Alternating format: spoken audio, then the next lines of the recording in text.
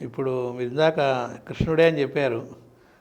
కృష్ణుడు తత్వాన్ని ఆయన మందరజాలంలో వాటిల్లో అందించిన చోట ఎట్లా అయితే వేదవ్యాసుడు వీళ్ళ చేత ప్రతులు రాయించినటువంటి వాటిని జ్వాలాకురుడు మొదలైన వాళ్ళ చేత రకరకాల ఆశ్రమాలకు చేర్పించి, మళ్ళీ ఉద్ధవుడు లాంటి వాళ్ళ చేత పురాణ ప్రవచనములు, దేవాలయాల్లో ఆగమశాస్త్రం అనేటువంటిది ఏర్పాటు చేయటం, అక్కడ ఈ పురాణ ప్రవచనాలు జరగటం, ఆ విధంగా సంస్కృతిని పరిరక్షించటం అనేటువంటిది.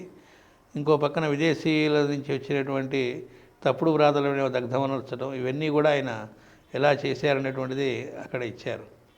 అలాగే మన సంస్కృతిని పరిరక్షించడానికి, ఇక్కడి గ్రంథాలన్నింటినీ కూడా చక్కగా నిక్షిప్తం చేయడానికి తిరుపతిలో ఒక చక్కటి లైబ్రరీ డెవలప్ అవడానికి ఆయన కృషి చేశారని విన్నాం. ఆ విశేషాలను కూడా తెలియజేయవలసింది. తిరుపతిలో పివిఆర్కే ప్రసాద్ గారు అక్కడ ఈవోగా ఆయన పనిచేస్తున్నప్పుడు ఆ కాలంలో ఆ పివిఆర్కే ప్రసాద్ గారు గుంటూరు హిందూ కాలేజీలో మాస్టర్ గారు పనిచేసేటప్పుడు ఆ కాలేజీలో ఆయన కూడా చదివారు.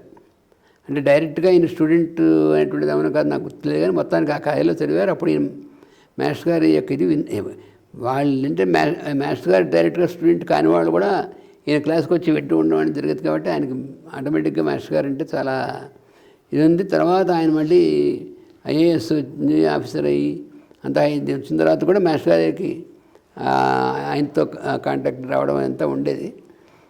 ఆయన ఈవోగా వచ్చారు. ఆయన ఈవోగా వచ్చిన తర్వాత ఆయనకు మంచి సంకల్పం కలిగింది. ఎందుకంటే ఆయనకి మన సంస్కృతి వీటిని బాగా ప్రొటెక్ట్ చేయాలి, మన ధర్మం మన సంస్కృతిని ప్రొటెక్ట్ చేయాలి. ఎందుకంటే మన హెడ్ క్వార్టర్స్ లాంటిది తిరుమల అంటేను. అందుకని అక్కడ బాధ్యత అనేటువంటి స్వామి ఇచ్చారు. కాబట్టి ఇవన్నీ చేయాలనేటువంటి ప్రణాళికలో అక్కడ 2 చేశారు. ఒకటేమో అక్కడ భాగవతం అనేటువంటి స్కీమ్ ఒకటి చేయించారు. దానికి పన్నాల రాధాకృష్ణ శర్మ గారని ఆయన ఈ ఓరియంటల్ కాలేజీ జిల్లాడిమూడిలో ఓరియంటల్ కాలేజ్ ప్రిన్సిపాల్గా ఉండేవారు. ఆయన చాలా మా బాగా మాస్టర్ గారికి డివోటెడ్. నేను ఎంఏ రాసినప్పుడు ఆయన ప్రైవేట్గా వచ్చి మీ ఇద్దరం ఒకసారి రాసాం. ఆ విధంగా కూడా క్లోజ్గా మేము చేసాము. అయితే ఆయన్ని పిలిపించి పివిఆర్కే ప్రసాద్ గారికి చేసిన తర్వాత ఆయన పిలిపించి ఆ భాగవత స్కీమ్కి ఆయనకి అప్పచెప్పి ఆ మాస్టర్ గారు ఇచ్చినటువంటి రహస్య ప్రకాశం అయితే ఉందో దీన్ని ఆధారం చేసుకొని సంస్కృతంలో సుధాసుధి అనే ఒక వ్యాఖ్యానం భాగవతానికి తయారు చేసేటువంటి దానికి అప్పచెప్పారు. అది కొంతవరకు అయింది, ఆయన ఉండగా కొంతవరకు అయింది. అంటే మాస్టర్ గారు దాన్ని యాజ్ ఇట్ ఈజ్గా ట్రాన్స్లేట్ మాస్టర్ గారు దాన్ని సంస్కృతంలోకి, ఎందుకంటే ఆయన చేసినటువంటిది మళ్ళీ మాస్టర్ గారు వినిపిస్తున్నప్పుడు నేను పక్కన ఉన్నాను. చాలా అద్భుతమైన రీతిలో వచ్చింది. అదొక ఈవెంట్. రెండోది ఆయనకి ఆయన ఆధ్వర్యంలోనా ఆయనే చేసేవారు. ఆయన చేస్తూ ఆయన కొంతమంది అసోసియేట్గా ఉండేవాళ్ళు. ఆయనే మెయిన్గా ఆయన ఆధ్వర్యంలో జరిగింది ఆ స్కీమ్. మొత్తం భాగవతానికి చేయించాలి అని ఆయన సంకల్పం. అయితే భగవత్ సంకల్పం ఆయన ట్రాన్స్ఫర్ అవుతున్న తర్వాత వచ్చేవాళ్ళు దాన్ని కొనసాగించాలంటే చెప్పలేం కదా. ఆయనకు జరిగింది, కొంతవరకు జరిగింది కాదు. ఇంకోటి టీటీడీ యొక్క దీనిలో ఒక మంచి గ్రంథాలయం, ఆ గ్రంథాలయంలో మన సంస్కృతికి సంబంధించినటువంటిది, మన ప్రాచీన గ్రంథాలకు సంబంధించినటువంటిది ఇవన్నీ కూడా ఆ గ్రంథాలయానికి అన్నీ సమకూరాలన్నీ చేరి అన్నిటికీ అందరికీ అవైలబుల్గా ఉండాలనేటువంటి సంకల్పం ఆయన కలిగింది. పివిఆర్కే ప్రసాద్ గారికి కలిగి మాస్టర్ గారికి ఆయన కాంటాక్ట్ చేశారు మాస్టర్ గారిని. ఎందుకంటే అలా సంకల్పం కలిగింది, నేను ఇక్కడ అవకాశం ఉంది నాకు ఇక్కడ చేశారు కాబట్టి మీరు అటువంటి గ్రంథాలు ఏవి రాదు ఎక్కడ తెప్పించారు అనేటువంటిది మీరు ఆ నిర్ణయం అవి మీరు సెలెక్ట్ చేసేటువంటిది అంతా కూడా మీకు మిమ్మల్ని రిక్వెస్ట్ చేస్తున్నాను. మీరు దానికి చేసి పెడితే అది పర్మనెంట్గా ఇక్కడ అందరికీ తర్వాత తరాల వాళ్ళకి కూడా మనకు వస్తుంది అనేటువంటిది. అంటే అప్పుడు మాస్టర్ గారు దాన్ని యాక్సెప్ట్ చేసి అప్పుడు మాస్టర్ గారు ఢిల్లీ వెళ్ళారు. అప్పుడే సత్యనారాయణ గారు అక్కడ వర్క్ చేస్తున్నారు ఢిల్లీలో. అప్పుడు వాళ్ళంటూనే ఉన్నారు. ఢిల్లీ వెళ్ళారు. అప్పుడు అమ్మగారు కూడా వెళ్ళారు కూడా. ఇది ఈ పర్పస్ మీద వెళ్ళినటువంటి ఢిల్లీ, వారణాసి. ఎందుకంటే ఢిల్లీలో ఈ పబ్లిషింగ్ హౌస్ ఉంది, ఈ ఈ ఈ గ్రంథాలు అనేటువంటి పబ్లిషింగ్ హౌస్ అంటే ఢిల్లీలో ఉంది. మళ్ళీ వారణాసిలో కూడా చౌకాంబ ఓరియంటల్ సిరీస్ అని అక్కడ ఉంది, అక్కడికి వెళ్ళారు. మళ్ళీ ఇంకొకటి భండార్కర్ ఇన్స్టిట్యూట్ అనేటువంటిది, భండార్కర్ కాదు, పంజాబ్లో ఒకటి ఉంది, అక్కడికి కూడా. ఎందుకంటే అక్కడి నుంచి కూడా వేద గ్రంథాలు అవి ఈ లైబ్రరీకి ఇచ్చేస్తూ ఆ వేద గ్రంథాలని, అంటే విశ్వేశ్వరాంధ్ర వేదిక రీసెర్చ్ ఇన్స్టిట్యూట్ అని అక్కడ ఉంది, హోషియార్పూర్ అని, అది పంజాబ్లో. అక్కడ కూడా ఆ సందర్భంగా అక్కడి నుంచి కూడా కొన్ని గ్రంథాలు అనేటువంటివి ఇవన్నీ మాస్టర్ గారు సెలెక్ట్ చేసి వెళ్ళారు. మాస్టర్ గారు వెళ్ళారు. ఇవన్నీ కూడా గ్రంథాలు అనేటువంటివి మాస్టర్ గారు సెలెక్ట్ చేసి ఆ గ్రంథాలన్నింటినీ ఆ లైబ్రరీకి వచ్చేస్తే అప్పుడు పివిఆర్కే ప్రసాద్ గారు అవన్నీ ఆ మాస్టర్ గారు సెలెక్ట్ చేసిన గ్రంథాలన్నీ కూడా టీటీడీ నుంచి పర్చేజ్ చేసి రప్పించి ఆ గ్రంథాలయం అనేటువంటిది ఎస్టాబ్లిష్ చేయడం జరిగింది. ఆ గ్రంథాలయం ఇనాగరేషన్ కూడా మాస్టర్ గారు పిలిచారు. అక్కడ ఇప్పుడు కూడా మాస్టర్ గారి యొక్క దాని మీద ఉంటుందన్నమాట అక్కడ. అందుకని అది ఒక పెద్ద ఈవెంట్, అది చాలా బాగా జరిగింది. అది ఇలాగా టీటీడీలో దానికి కొన్ని మోస్ట్ ఇంపార్టెంట్ ఈవెంట్స్ అనేటువంటి దాంట్లో మాస్టర్ గారి యొక్క సంకల్పం కూడా ఉంది. మాస్టర్ గారి యొక్క ఆయన చేసినటువంటి దీన్ని కూడా ఆయన తీసుకోవడం జరిగింది. ఈ రకంగా మరి చూస్తే మాస్టర్ అదే అది ఎప్పుడు ఎలా వస్తుంది దానికి రెస్పాండ్ అవ్వడమే ఆయన చేసే పని. ఎందుకంటే తనంతట తానుగా నేను చేయాలి అనేటువంటిది ఆయనవి ప్రపోజల్ ఎప్పుడూ ఉండదు. కాబట్టి అక్కడి నుంచి వచ్చినటువంటి దానికి ఆయన రెస్పాండ్ అయ్యి అవన్నీ కూడా మాస్టర్ గారు చాలా అద్భుతమైనటువంటి, అంటే ఆ టైంకి రెస్పాండ్ అవ్వడం. అలాగా అప్పుడే మేము మా ఫ్యామిలీ అందరినీ కూడా పిలిస్తే మేమందరం కూడా తిరుమల దర్శనానికి వాటికి కూడా వెళ్ళాము. మాస్టర్ గారితో 82లో వెళ్ళాము. మా అబ్బాయికి కూడా పుట్టిన ఇవన్నీ కూడా మా ఫ్యామిలీ వెళ్ళడం జరిగింది. అలాగ మాస్టర్ గారితో మేమందరం అంటే అవన్నీ తిరిగి అవన్నీ సెలెక్ట్ చేసి అవన్నీ వచ్చిన తర్వాత ఆ సందర్భంలో ఆయన ఢిల్లీ వెళ్ళినప్పుడు సత్యనారాయణ గారి ఇంట్లో ఉండడం.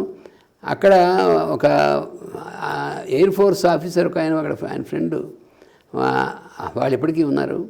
ఆయన భార్యకి టంగ్ క్యాన్సర్ అని చెప్పేసి ఆల్ ఇండియా మెడికల్ ఇన్స్టిట్యూట్లో వాళ్ళు కూడా టంగ్ క్యాన్సర్ ఇంకెంతకాలం బతకాలంటే మాస్టర్ గారి తీసుకొచ్చారు. పరిచయం అయింది. మాస్టర్ గారు తీసుకొస్తే మాస్టర్ గారు చూసి నీ క్యాన్సర్ తగ్గిపోతుంది, నీ ప్రాణభయం లేదు, చాలా కాలం బతుకుతావు, నేను చూసుకుంటాను, ఏం భయం లేదని చెప్పి అభయం ఇచ్చారు. అసలు అది మిరాక్లస్. ఆయన ఏదో మందు మామూలుగా వేశారు, కానీ ఆ తర్వాత 2 ఏళ్ళు అయ్యేప్పటికీ ఆ ఇన్స్టిట్యూట్ వాళ్ళు చూసి నీ క్యాన్సర్ ఇలా తగ్గిపోయిన మాకు అర్థం కాలేదన్నారు. Tongue cancer. ఇప్పుడు ఆవకాయ కూడా తిన్నా కూడా ఏమవట్లేదు ఆవిడకి. ఇది ఎప్పుడు సంగతి 82 సంగతి ఆవిడ ఇప్పుడు కూడా ఉంది.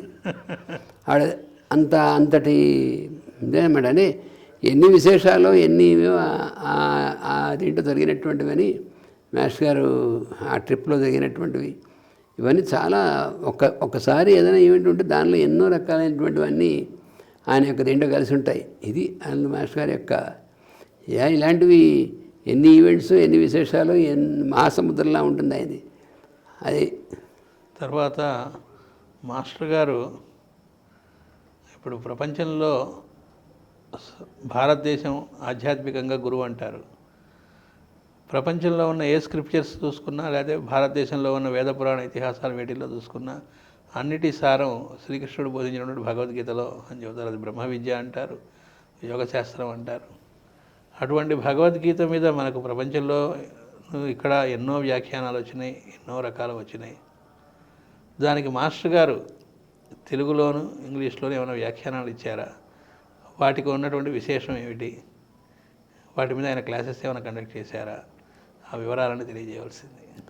భగవద్గీత క్లాసెస్ కండక్ట్ చేయడం అనేటువంటిది మాస్టర్ గారు గుంటూరులో ఉన్నప్పటి నుంచి చెప్పారు మీరు. అది హిందూ కాలేజీలో ఉన్నప్పుడు ఆయన కండక్ట్ చేయడం అనేటువంటిది జరిగింది భగవద్గీత మీద. ఆ తర్వాత మళ్ళీ భగవద్గీత క్లాసెస్గా శ్రీకాకుళంలో కూడా ఉన్నప్పుడు ఆయన భగవద్గీత క్లాసెస్ కూడా కండక్ట్ చేశారు, జరిగింది. ఇది కాకుండా అంటే భగవద్గీత ఆయన ప్రవచనం చేసినప్పుడు మంత్రగీతగా వచ్చింది, అది నేను చేశాను. అది కాకుండా నా వాళ్ళలో శంఖారావం అనేటువంటి శీర్షికలో ఆయన భగవద్గీతకి ఆయన ఇచ్చినటువంటి వ్యాఖ్యానం ఉంది, అది ఒక యూనిక్, ఒక అసాధారణమైనటువంటి. ఎందుకని అంటే భగవద్గీతకి చాలామంది చాలా రకాలుగా వ్యాఖ్యానం ఇచ్చారు, ఈ పరంగా ఆ పరంగా. ఆయనలా కాదు, నీ నిజ జీవితంలో భగవద్గీత నీకు ఎందుకు ఉపయోగిస్తుంది, ఆయన చెప్పినటువంటిది ఏమిటి, ఏదైనా ప్రాబ్లంకి సొల్యూషన్ ఎలా ఇస్తుంది, నువ్వు ఎలా నడుచుకోవాలి మానవ జీవితంలో, ఇది ఇచ్చేటువంటి ఆ సందేశంతో పాటు ఇచ్చినటువంటిది ఈ శంఖారావం అనేటువంటిది. అది మాస్టర్ గారు ఇచ్చినటువంటి శంఖారావం. అందుకని ఇప్పటికి కూడా శంఖారావం చదువుకున్న వాళ్ళకి ఎంతో చాలామంది, కొన్ని వందల వేల మంది శంఖారావం అనేటువంటి చదువుతున్నారన్నమాట. అది ఎంతమంది సరే ఆ భగవద్గీతని, ఆ శంఖారావాన్ని పారాయణ చేసుకొని దాన్ని చేసి ఆచరణలో పెట్టేటువంటి ప్రయత్నం కూడా చేస్తారు. అందుకని తెలుగులో ఒక పక్కన మంత్రగీత ఉంది, మంత్రగీతలో ఆయన ఇచ్చినటువంటి ప్రవచనం అంతా ఉండి దానికి ఒక రకమైనటువంటి కామెంటరీ లాగా. ఈ శంఖారావం అనేటువంటిది ఒక అసాధారణమైనది. ఇది కాకుండా ఇంగ్లీష్లో వాళ్ళు చాలామంది అడిగారు, మాకు ఇంగ్లీష్లో మనకు మాస్టర్ గారు భగవద్గీతని ఇది ఇవ్వాలంటే, అప్పుడు మాస్టర్ గారు ఏం చేశారంటే ఈ మంద్రా స్క్రిప్చర్ అనేటువంటిది ఈయన 1974లో వాళ్ళకి మంద్రా స్క్రిప్చర్ అనేటువంటి పేరుతో ఇంగ్లీష్లో ఇచ్చినటువంటి, అది ఒకటి ట్రాన్స్లేషన్ కాదు, అది శ్లోకానికి ట్రాన్స్లేషన్లా ఉంటుంది, కానీ అది ఒక అసాధారణమైనటువంటి వ్యాఖ్యానం. దాని మాస్టర్ గారే చెప్పారు, మెడిటేటివ్ కామెంటరీ అన్నారు. అందుకని అది చాలా ప్రభావం పాశ్చాత్య దేశాల్లో చాలామంది మంద్రా స్క్రిప్చర్ వచ్చిన తర్వాత దాన్ని చాలా భాషల్లో కూడా అనువాదం జరిగింది. ఫ్రెంచ్లోకి అనువాదం చేశారు, జర్మన్లోకి అనువాదం, ఇంగే అనేటువంటి ఆవిడ జర్మన్లోకి అనువాదం చేసింది. తర్వాత మళ్ళీ ఇటాలియన్లోకి వాడు కొంతమంది అనువాదం చేశారు. ఇలా వేరే భాషల్లోకి అనువాదం, రీసెంట్గా రష్యన్ భాషలో కూడా అనువాదం అయింది. ఇలా అనువాదం చేసి చాలామంది ఈ మంద్రా స్క్రిప్చర్ వచ్చిన తర్వాత వాళ్ళకి భగవద్గీత యొక్క దర్శనం, అంటే కృష్ణుని యొక్క ఆయన ఇచ్చినటువంటిది టీచింగ్ ఏమిటి మానవ జాతికి అనేటువంటిది, దాని దర్శనాన్ని వాళ్ళు బాగా పొందడం, దాన్ని ఫాలో అవ్వడం, దానివల్ల వాళ్ళకి లైఫ్లో ఎన్నో రకాలైనటువంటి చేంజెస్ రావడం అనేటువంటిది చాలామంది కన్ఫర్మ్ చేశారు. అందుకని ఈ 3 గ్రంథాలు, ఇంగ్లీష్లో మంద్రా స్క్రిప్చరు, తెలుగులో మంత్రగీత ఒకవైపు, శంఖారావం ఒకవైపు.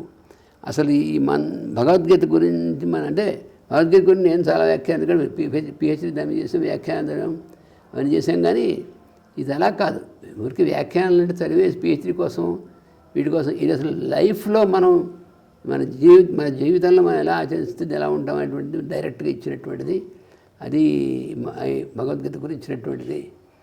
అందుకని భగవద్గీత క్లాసులు పెట్టారు, ఇవన్నీ ఇచ్చారు, వ్యాఖ్యానం ఇచ్చారు. అసలు ఆయన లైఫే భగవద్గీత వ్యాఖ్యానం అని చెప్పాలి, ఒక మాటలో చెప్పాలంటే ఆయన జీవితమే.